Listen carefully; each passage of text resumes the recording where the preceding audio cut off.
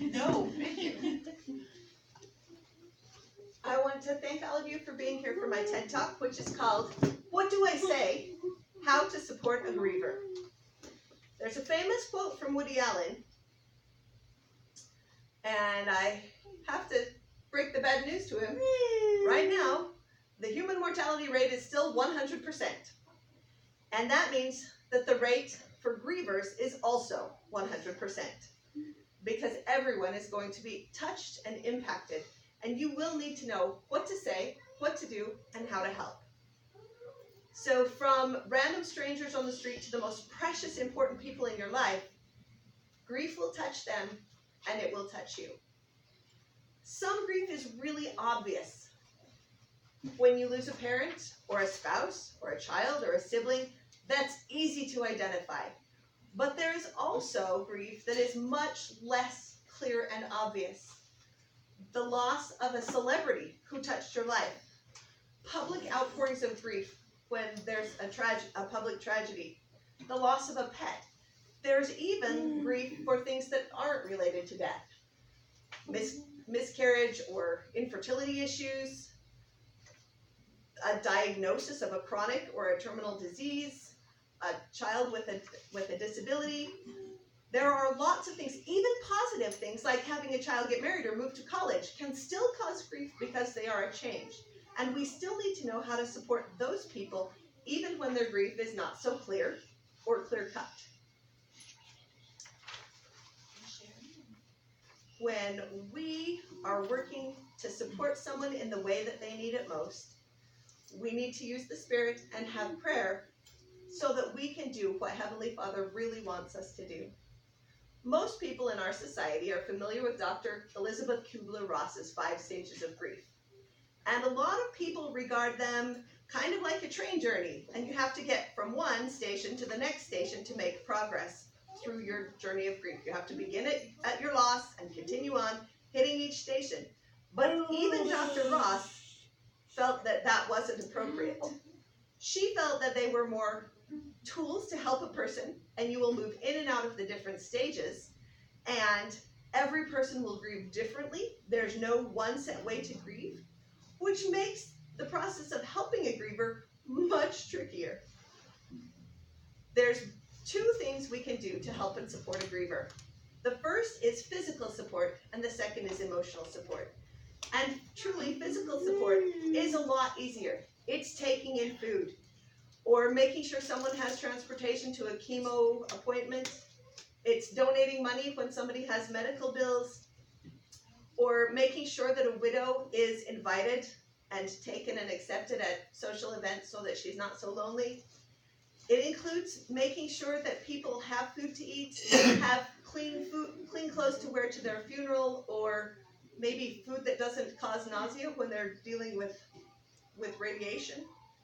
It also includes physical things like memories and taking care of scrapbooks or memory quilts, things like that. Those are the easy things. They can be small, but they are very important. But none of them are as important as the physical, as the spiritual and emotional things. But that brings up a hard point. The fear of saying something wrong, of putting your foot in your mouth. What are you going to do if there's no easy button, no one right answer? What do you say? There are lots of things that are wrong to say. And I can tell you, never say anything that starts with at least. Well, at least she didn't suffer. Well, at least you're still young. You can get married again. At least you can have other children. Possibly true, not helpful. Not helpful at all. Empathy is thinking about not what makes you, not trying to dismiss your own emotional discomfort and your own pain. It is helping the other person so that they can deal with and cope and process their emotions. Never say, I know just how you feel. Even if it's a similar situation, you do not know how they feel, and that will not help them feel better. Don't give advice. Even if the advice is good, even if they need it, Don't tell them it's time to move on, or time to start dating again, or time to clean out the closet. Do not give advice. If they ask, you can give advice carefully, prayerfully, but most of the time, just don't. Do not. There's one thing that surprises most people. One thing you should not say, and that is, if there's anything I can do, let me know, or tell me what you need. This is unfair because it takes the responsibility from you and places it on the griever. And they have enough on their plate. They're dealing with the grief. They don't need to be thinking about what they can do to help you feel better, about making them feel better. The keys are honesty and vulnerability. If you are truly there and truly empathizing and being real and allowing them to really feel, they will be able to process in a way that nothing else can help them do. Doing anything, even small things, is awesome. It doesn't have to be perfect. You just have to show up. The most important way you can support someone emotionally is by listening. Really, truly listening. Not thinking what you're going to say next. Listening to them. It's accepting where they're at, even if it's not a beautiful Hallmark movie emotion. It's knowing sometimes it gets ugly and sometimes grief is complicated.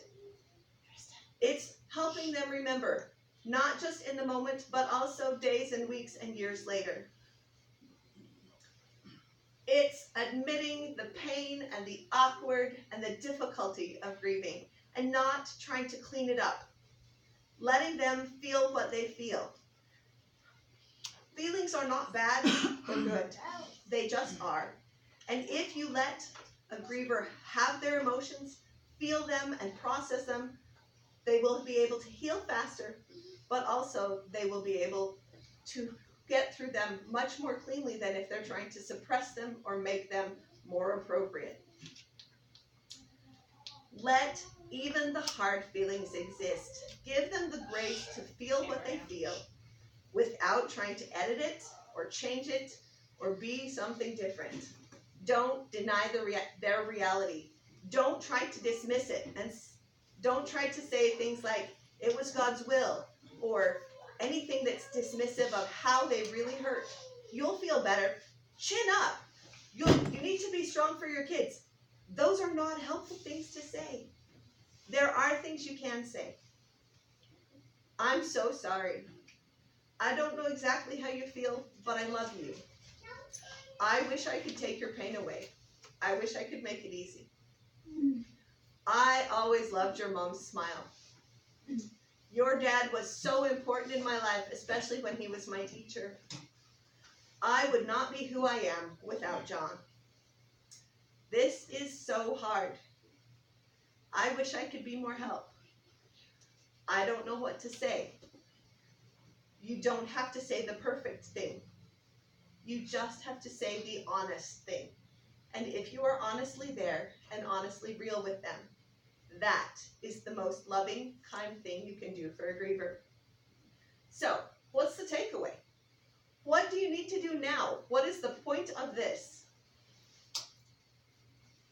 The whole thing is not you. It's not about you. It's not about how uncomfortable you feel or how difficult this is for you. It is putting the griever first and being present and honest and real for them so that they can be present and honest and real with themselves.